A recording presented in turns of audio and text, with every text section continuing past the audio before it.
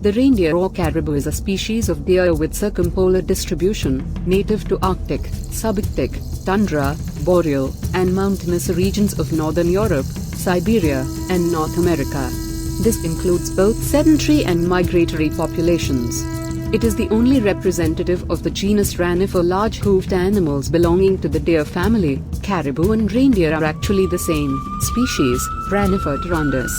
There are differences between caribou and reindeer though. Caribou are native to North America, whereas reindeer are native to Northern Europe and Asia. Alaska does have some reindeer, however, imported from Siberia in the late 19th and early 20th centuries. Some people use the term reindeer to refer to domesticated work animals, such as those pulling Santa's sleigh, but there are both wild and domestic herds of reindeer. Caribou, on the other hand, live in the wild and take on long annual migrations. Indigenous groups, including the Sami in northern Scandinavia and the Nenets in Russia's Arctic, herd reindeer and use them for their meat. That's also likely why reindeer evolved to be stockier than caribou. Migration caribou make one of the world's great, large animal migrations. As summer approaches, they head north along well-trod annual routes. Some herds may travel up to 800 miles to get to their summer grazing grounds. They'll spend the summer months feeding on the abundant grasses and plants of the tundra. An adult caribou can eat 12 pounds of food each day. This is also when they give birth. When the first snows fall each year, the caribou turn back south. Herds of female caribou, called cows, leave several weeks before the males, which follow with yearling calves from the previous birthing season. The herds spend the winter in more sheltered climes and survive by feeding on lichens. Caribou are taller and lankier than reindeer, likely because they evolved to make these long migrations. Cows have one calf each year, which can stand after only a few minutes and move on with its mother by the next day. Caribou are mammals that live in the northern regions of Europe, North America, Asia, and Greenland.